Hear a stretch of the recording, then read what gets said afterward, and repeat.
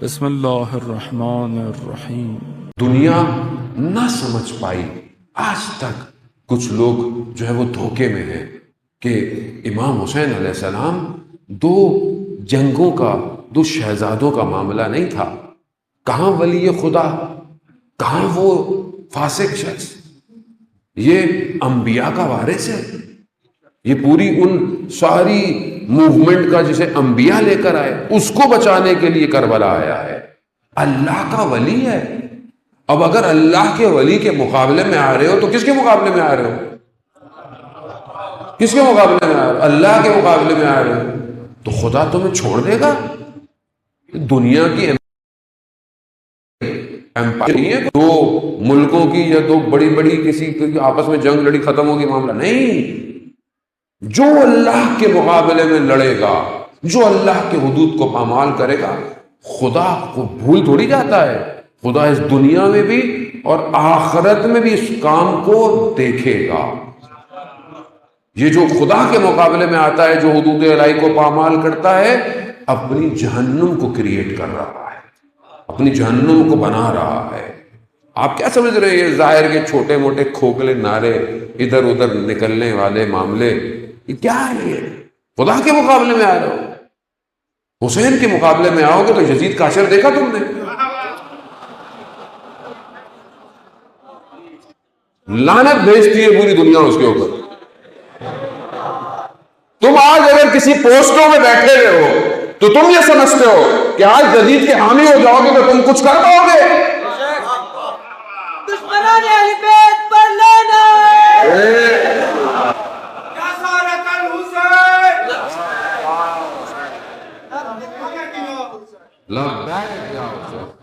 تم کیا سمجھتے ہو؟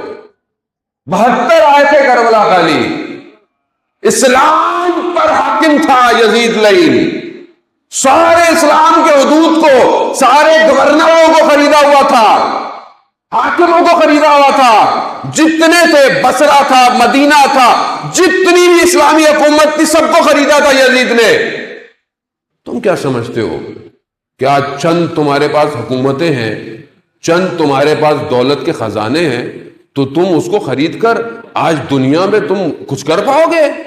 72 آئے تھے تاریخ میں، اکھاڑ پھینکا نظام کو کہ قیامت تک جب بھی کوئی یزید جیسا آئے گا حسینیت کھڑی ہوگی اس کے مقابلے میں۔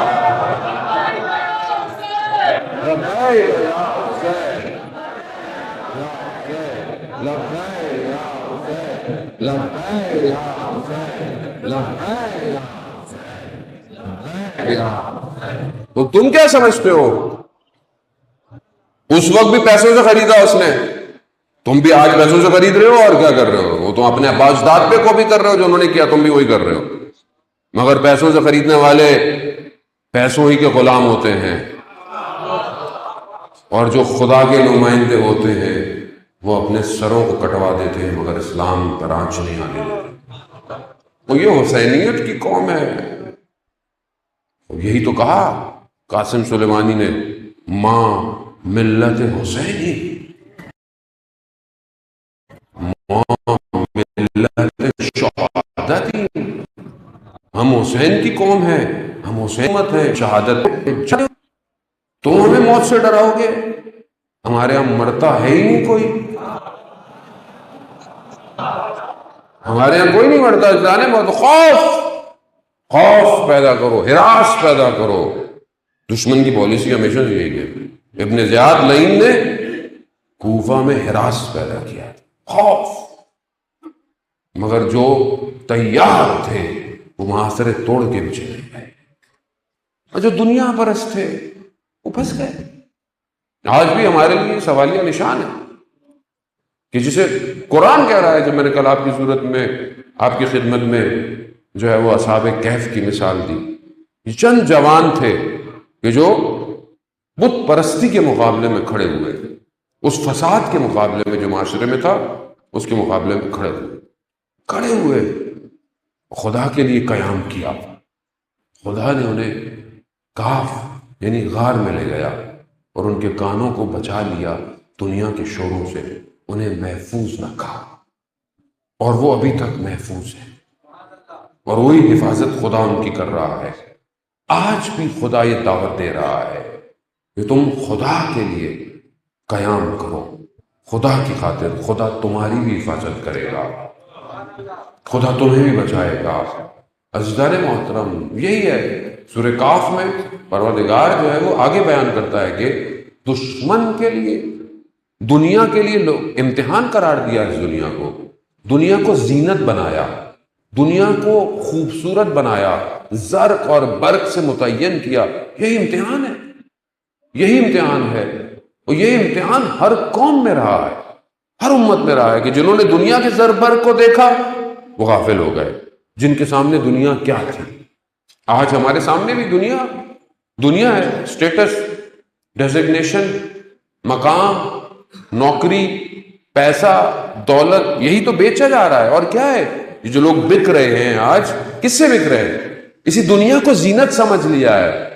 وہ سمجھتے ہیں کہ شاید یہی دنیا کامیابی دے گی، جبکہ پروردگار کہہ رہا ہے کہ یہ کسی کام آنے والی نہیں ہے، میں تمہیں یہیں سے لے کر جاؤں گا۔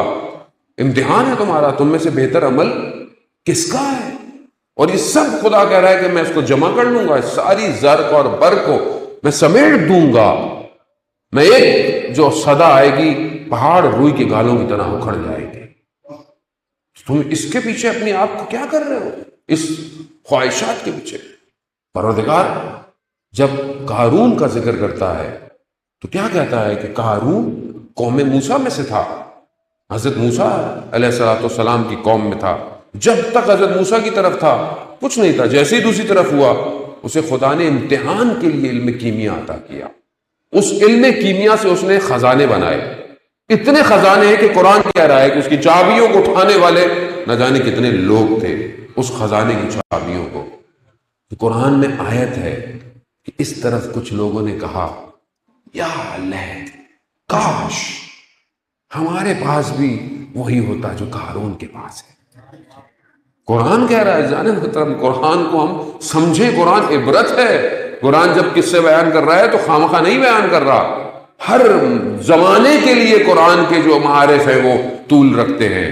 کیا کہہ رہا ہے؟ کاش ہمارے پاس بھی یہ ہوتی، یہ زرق برق ہوتے، یہ جو قارون کے پاس تھا، کاش۔ یعنی کیا؟ یعنی اس کا مطلب یعنی کہ ہم بھی دوسری طرف چلے جاتے، خدا کے مقابلے میں چلے جاتے، اس طرف آتے تو ہمارے پاس بھی دولت ہوتی، ہمارے پاس بھی خزانے ہوتے۔ آج دنیا آپ کو یہ آپشن دے رہی ہے، آپ آج دنیا بیچ دیں، اپنی دین چھوڑ دیں اپنا۔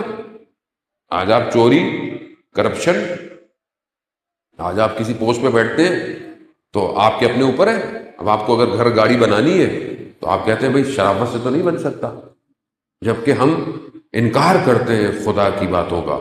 خدا کہہ رہا ہے میں نے تو جس کے پیچھے تم بھاگ رہے ہو اس کو تو میں نے وعدہ کیا ہے، وہ رزق جس کے پیچھے تم بھاگتے ہو کہ میں اپنی اولاد کو کیسے پالوں گا، میں ہوگا، اس کا تو خدا کہہ رہا ہے میں نے وعدہ کیا ہے، اس کی خاطر رزق تو تمہارے نصیب میں ہے، ابھی تمہاری اپنی مرضی ہے، حلال سے کماؤ یا حرام سے کماؤ۔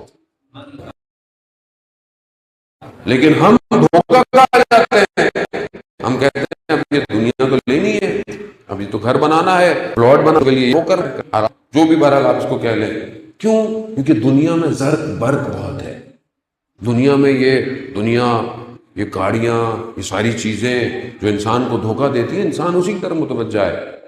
خدا منع نہیں کہتا رزق حلال کمانے سے، خدا منع نہیں کہتا کہ جو آپ کے پاس وسعت ہے اس کے مطابق زندگی کو، خدا منع نہیں کرتا، لیکن اس زرق و برق کے لیے خدا کے حدود کو چھوڑ دینا، خدا کے حدود کو توڑ دینا اور دوسری طرف آ جانا، خب یہ وہی ہے جو قوموں نے کیا تاریخ کے اندر۔ مگر وہ جو حضرت موسیٰ کے ساتھ تھے، جنہوں نے حضرت موسیٰ کا ساتھ دیا، انہوں نے حضرت موسیٰ کو بھی وہی غار سمجھا اور اس میں اپنے وجود کو سمیٹ دیا۔ یعنی اللہ کا ولی ہر زمانے میں اسی کہف کی طرح ہے جس میں وہ جوان چلے گئے اور امان میں آ گئے۔ اللہ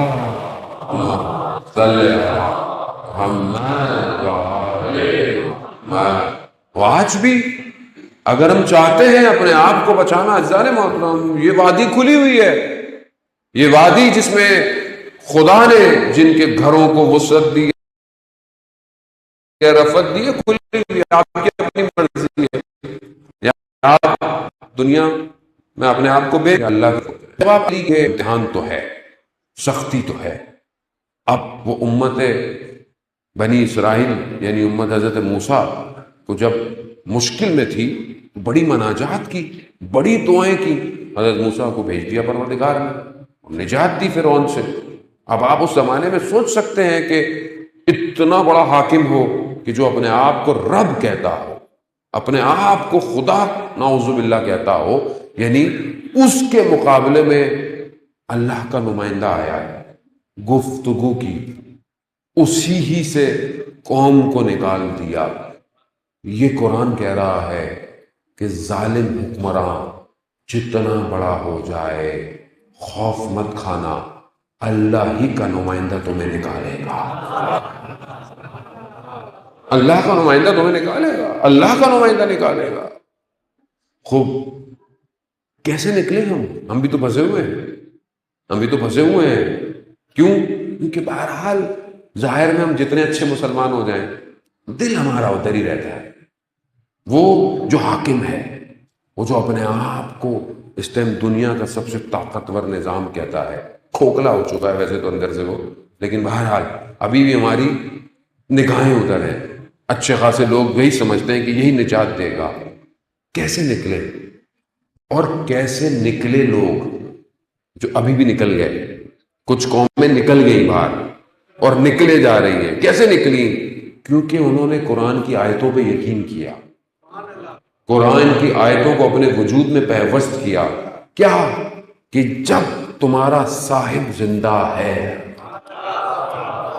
اور جب اس کا ہاتھ تمہارے کندھوں پر ہے تو پھر تمہیں کوئی کچھ نہیں کہہ سکتا۔ امام زمانہ بلند الصلوات اللہ صلی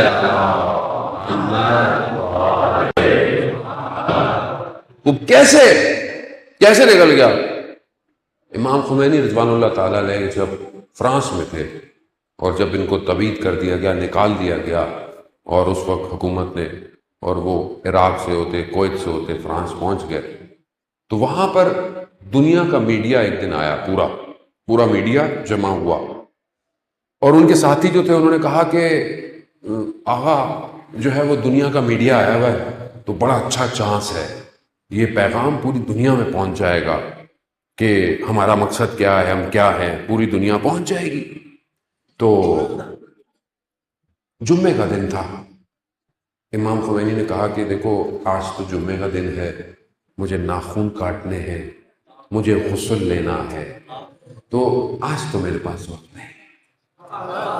اللہ کہا میڈیا ہے، یعنی خود چاہتے تھے کہ یہ آئیں، لوگ جو اطراف میں تھے وہ چاہتے تھے یہ آئیں، ان کے ذریعے سے پیغام جائے گا، مگر وہ اللہ کا بندے کے غلاموں میں سے ایک حقیر غلام کیا کہتا ہے کہ وہ جب چاہتا ہے تو کوئی چیز روک نہیں سکتی، وہ چاہے گا تو دنیا کو ویسے ہی پتہ چل جائے گا۔ کیسا پتہ چلا؟ لوگ روکتے رہے کہ آپ یہ کیا کر رہے ہیں، لوگ مر جائیں گے۔ کہا اگر امام نے کہا ہو پھر کیسے نہیں روک پائے، کیسے نہیں روک پا رہے آج تک؟ دنیا کی حکومتوں کو کتنے عرصے ہو، کتنے ان کے آئے پریزیڈنٹ اور مر کے چلے گئے، یہاں پر ایک ہی نظام کھڑا ہوا ہے۔ کیوں؟ کیونکہ جانتے ہیں اللہ کا نمائندہ حق پہ ہے اور پیچھے ہمارے ہیں، اور اس پوری داستان کو ظہور تک لے کے جا رہا ہے۔ قرآن کی آیتیں عزیزان محترم، قرآن کی آیتوں سے استدلال ہے، میرے گھر کی بات نہیں۔ ہمیں تو مسئلہ یہ ہے کہ ہمیں تعصب نے مار دیا، ہم نے تو شیعت کو، اسلام کو بھی تقسیم کر دیا، وہ ادھر ہے یہ ادھر ہے۔ بھائی اسلام ہے، اسلام کے لیے معیار تقویٰ ہے۔ آپ اپنے اندر تقویٰ پیدا کر لیتے، آپ قوم ترقی کر جاتے۔ اب اگر آپ نے نہیں کیا تو بھائی دوسروں کو تو مانو، لیکن کیونکہ وہ نہیں، وہ آغا صاحب مسئلہ ہے۔ مسئلہ کیا ہے؟ یہی تو نفس ہے جس نے بسایا ہوا ہے، اور پھر دشمنوں کی سازش، کیونکہ دشمنوں کو بھی پتا تھا کہ یہی ہیں جو بچائیں گے کہا کہ نہیں ان کے خلاف بولو، ان کے خلاف. جب دیکھا کہ باہر سے تو رکتے ہی نہیں ہیں، یہ مارو تو یہ اور کھڑے ہو جاتے ہیں، تو ان کے اندر گھسو، ان کے اندر دراڑیں ڈالو، ان کے علماؤں کو برا بھلا بولو، جتنا بولو گے ہم تمہیں زیادہ پیسے دیں گے. گھبرا گئے آپ لوگ لگتا ہے. دوسرے لوگوں کا میں ٹینشن ہوتی ہے، صاحب ایسی بات ہے بھائی، مسئلہ دیکھیں، بات حق ہے. اب آپ اور کتنا اس کو چھپائیں گے کہ قوم اپنی جو ہے وہ آپ کی جو ہے وہ ڈاماڈول کھڑی ہوتی ہے، ان کو سمجھ میں نہیں آتی مولانا صحیح بولتا ہے یا وہ صحیح بولتا ہے جو پتہ نہیں کہاں سے آیا ہے. وہ سے آپ کیسے کریں گے بھائی؟ آپ بھی فیصلہ کریں نا اپنا. دوسروں کو تو آپ فیصلہ کرواتے رہتے ہیں کہ بھائی ادھر ہو یا ادھر ہو، تو خود بھی ادھر ہو یا ادھر ہو. بھائی مانے آج آپ کے حرموں کو کس نے بچایا ہے؟ مانے آج اسلام کا پرچم کس کے ہاتھ میں ہے؟ مانے آپ. ہمیں تو اپنی گلیوں کا نہیں پتا، ہم اپنے محلوں کو صحیح نہیں کر سکتے، ہم عالم اسلام کو صحیح کریں گے. وہ کہ جو دور اندیش ہیں، جنہوں نے دشمن کے سامنے سینوں کو تانا ہوا ہے، وہ ہے. اس میں گھبرانے کی بات نہیں. آخری زمانہ ہے جانے محترم. میں تو اپنا حق ادا کر کے اس لیے چلا جاتا ہوں کہ مجھے تو موت کا پتہ ہی نہیں ہے. شاید مجلس اتر کے آخری رات ہو، قبر میں اندر ہو، تو میرے سے تو سوال کیا جائے گا روز قیامت. روز قیامت کیا ابھی سوال کیا جائے گا. ہر روز امام کے سامنے حاضر ہونا ہوتا ہے. امام پوچھتے ہیں کہ ہاں بھائی نوکری دی تھی تمہیں، یہ تمہارے لیے تھوڑی آئے تھے تم اتنے خوش ہو جاتے ہو کتنا رش ہوتا ہے، یہ ہمارے لیے آتے ہیں. اور جب ہمارے لیے آتے ہیں تو ہماری بات پہنچا رہے ہو کہ نہیں پہنچا رہے؟ نہیں. مولا خوف ہے کس سے؟ اگلے سال مجلس نہیں پڑھوائیں گے. نہیں مولا خوف ہے کس سے؟ پتہ نہیں کوئی پتہ نہیں کچھ کہہ دے کچھ کر دے. کہا تو پھر غلط آئے ہو. یہاں تو آنے کی شرط ہی گردن کٹوانا تھی. تو اگر تیار نہیں تھے تو یہاں آئے کیوں تم؟ تو پھر تم میں اور باقیوں میں فرق. کربلا دعوت یہی دے رہی ہے، عشق کی وادی ہے. اس وادی میں آنا ہے تو گردن کٹوانی پڑے گی. کیوں؟ کیونکہ جس کے ارباب نے گردنیں کٹوائی ہوں، ہماری گردنوں کی قیمت کیا ہے؟